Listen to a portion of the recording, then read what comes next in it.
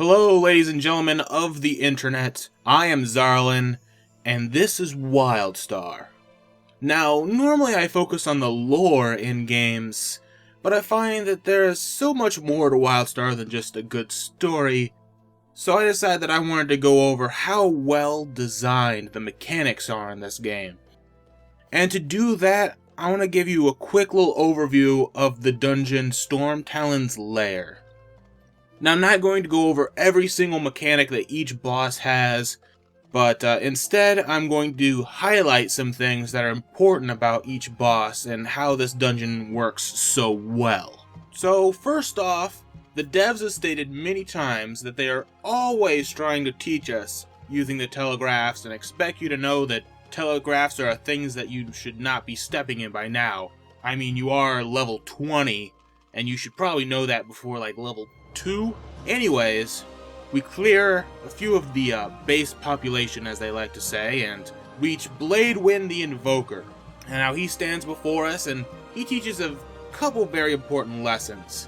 After you do some damage to him, you will be subdued, which basically means disarmed. Your weapon will fly from your hands across the room, and some mobs in the wild have done this before, but this is really the first time you've probably seen it in a party. So you have to find out where your weapon went, or you could cheat like me and have an add-on that tells you exactly where. Anyways, after you collect your weapons, you'll have to attack the acolytes in the corners of the room, and Bladewind will be vulnerable again after you defeat them. But there are telegraphs that will appear at your feet, and you're like, okay, telegraphs, I need to move out of them. But the telegraph starts following you. Then you go, oh, now what? But if you keep moving, the telegraph will eventually stop following you, and then a lightning strike will happen. Now, if you were not smart enough to keep moving, the lightning strike would happen right at your feet, and it would knock you onto your butt, okay? So you don't want that to happen, because if you're knocked down, you're not doing DPS. If you're not doing DPS, then what are you doing? Also, if you happen to drag that telegraph over to one of the enemies, one of the acolytes, the telegraph would drop on top of him, and it would actually do damage to him, helping you take down the acolytes faster. Pretty cool mechanic.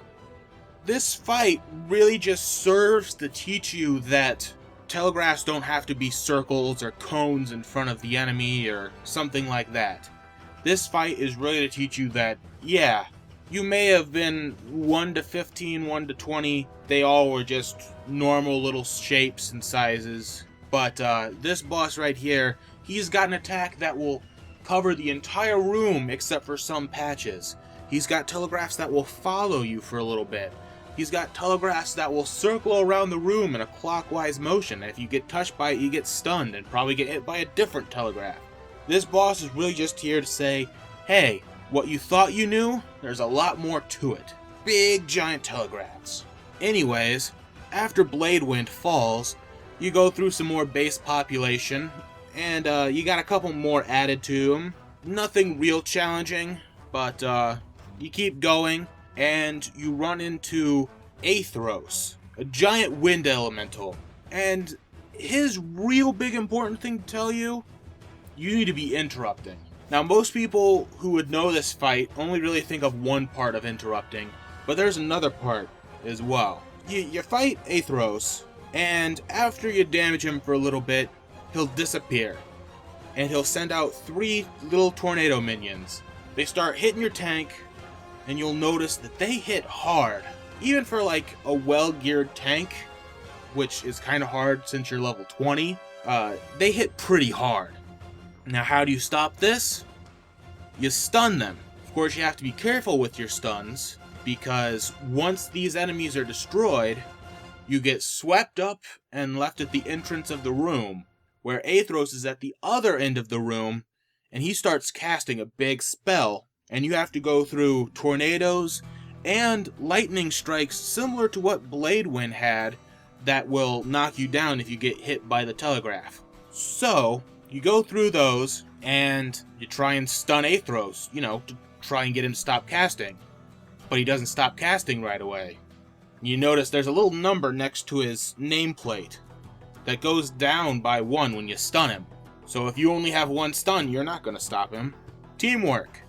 One of your other party members comes in, stuns him. You get him down to 0 and throw another stun at him, and then he finally becomes vulnerable. He stops casting, and you get to do a little extra damage to him for a few extra seconds.